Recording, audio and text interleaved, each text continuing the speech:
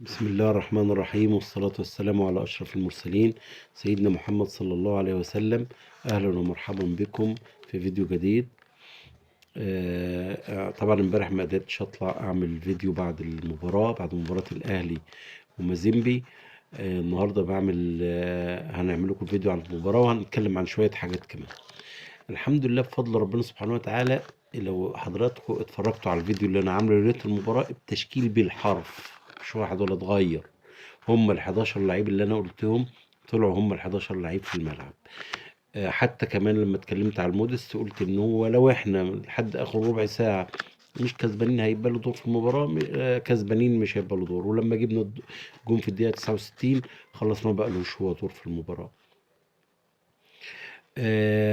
احنا الحمد لله المباراة انتهت، وبرضه كنت توقعت ان المباراة تبقى 2-0 وتنتهي لحد الدقيقة 11 من الوقت بدل الضايع وهي 2-0. الحمد لله، ده فضل من ربنا سبحانه وتعالى. ولكن احنا النهارده هنتكلم عن كذا حاجة في المباراة، وهنتكلم عن برضه ردود الأفعال. بالنسبة للمباراة، هي انت قدرت تكسب المباراة. في بعض السلبيات عشان ما نبقاش، في بعض السلبيات. انك انت برضه بتضيع فرص. ان انت كان ممكن بسهولة تخلي الفريق يخش معاك المباراة، بالذات ساعة الهدف ما اتلغى، والهدف اللي شاله أكرم من على خط المرمى. لكن انت اجمالا كويس، وانت اللي مسيطر، وانت اللي بتعمل، بس ليه ما تخلص؟ وليه ما تكونش مبادر؟ طبعا انا بتكلم الكلام ده واحنا قاعدين على احنا قاعدين في اوضنا وقاعدين في بيتنا، انما الملعب طبعا بيختلف.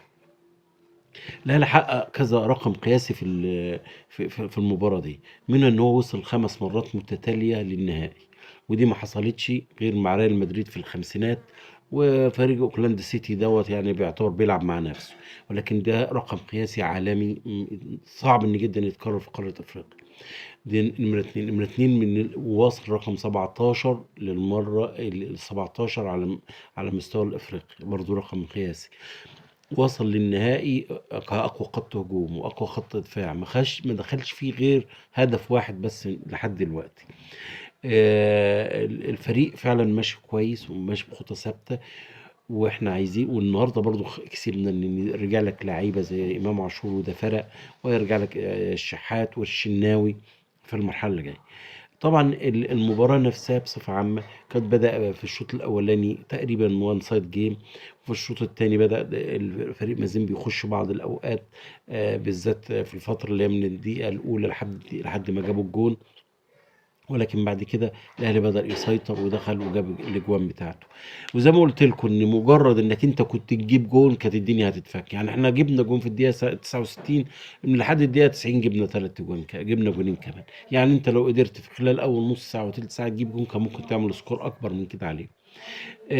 دي بالنسبه للمباراه. طبعا المباراه كفنيات وكحاجات ديت ناس كتيره تناولتها، بس انا هتكلم على حاجات تانية. في حاجه تانية عايز اتكلم عليها، موضوع السولية. يا جماعة السولية ده لعيب كبير، لعيب كبير كبير، ولاعيب ليه محترم، عمره ما عمل مشكلة.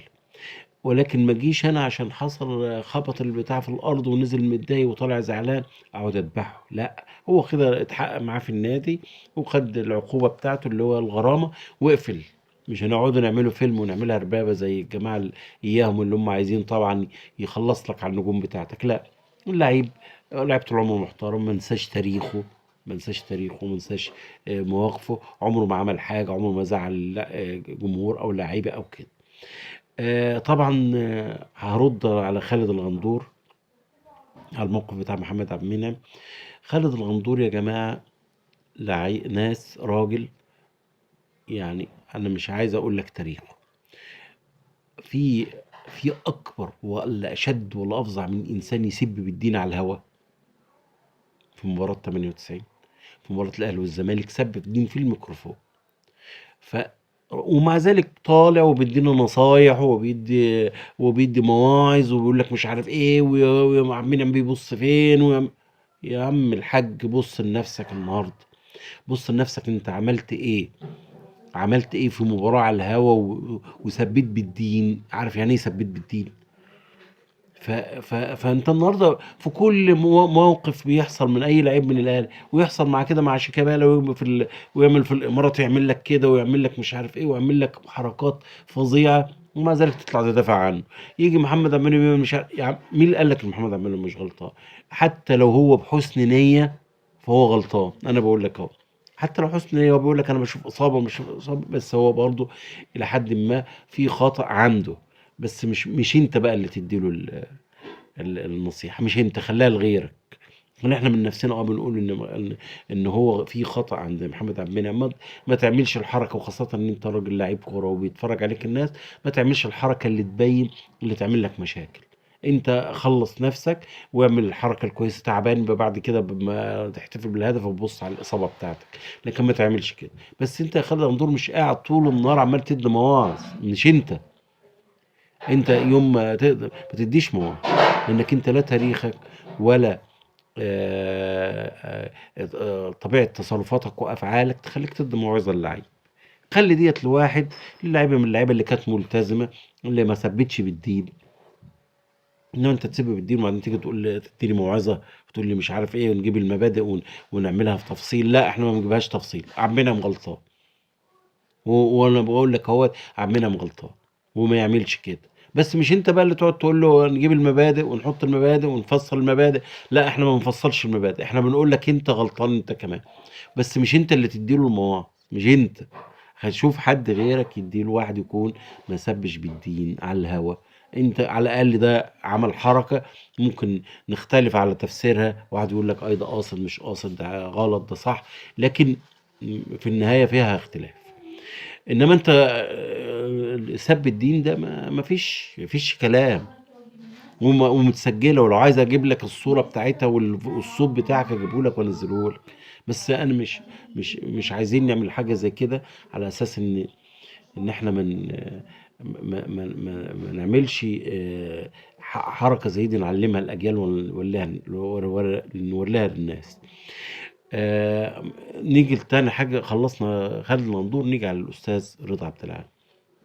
رضا عبد العال راجل، انا بقول لكم هو كلاعب راجل كويس، يعني لعيب كويس. هو اي ملهوش لا تاريخ دولي ولا حاجه، ولا هو انت، هي بالونه اتعملت من هو كان ان هو اتنقل من الاهلي للزمالك. لكن عبد العال لو كمل في الزمالك ما كانش بقى له وجود. انا بقول لكم اهو، انا كنت يعني في الوقت ده كنت صغير وكنت بشجع الكوره، وعارف ان هو زي كل البالونات اللي عملوها الزمالك. وريني بالونه طلعوا بها السما، وفي الاخر وصلت لحاجه، وصلت لنتيجه. مفيش. تكملش بالونه وطارت.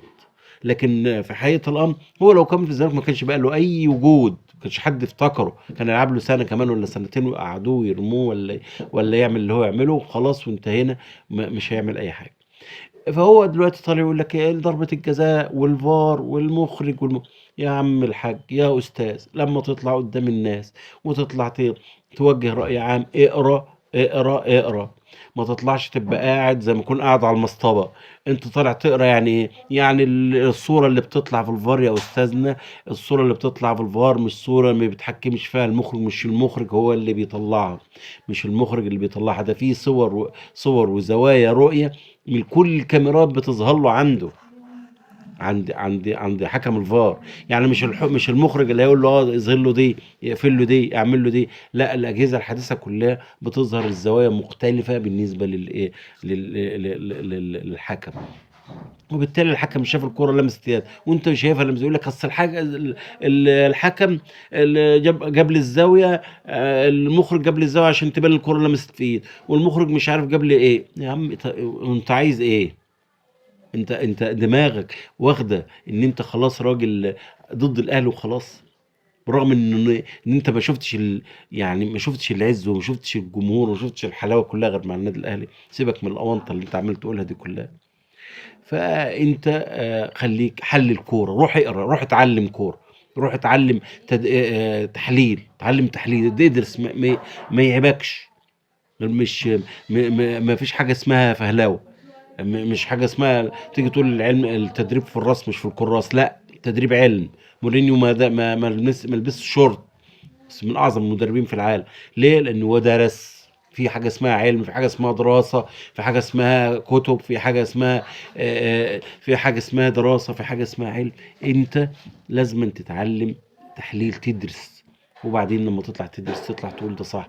لما نجيبوا لك تقول لي كولر وحش مش بيفهمش، فيتوريا وحش، مش عارف مين وحش، الجوهري وحش، كل الدنيا. طب انت ايه؟ انت مسكت طنطا، نزلتهم من الدرجة التانية نزلتهم للدرجة التالتة، ما كسبتش بيهم مباراة. فانت بص لنفسك وابعدوا عن النادي الاهلي، وخليكوا في نفسكوا، وخليكوا في فرقكوا، وكبروا نفسكوا بعيد عن النادي الاهلي. احنا عارفين ان انتوا بتعملوا كده علشان خاطر الترند وعشان خاطر النادي الاهلي، ولكن انا بقول لك انت كده داخل في سكه غلط، وخلاص بدات تتهرش والناس ما عادتش بتتفرج عليك. حتى انت شوف مشاهداتك نفسها قبل وبعد. بشكركم، وبتمنى ان نكون غطينا الموضوع ده بكل تفاصيله، وان شاء الله نلتقي في حلقة قادمة ان شاء الله. السلام عليكم ورحمة الله وبركاته.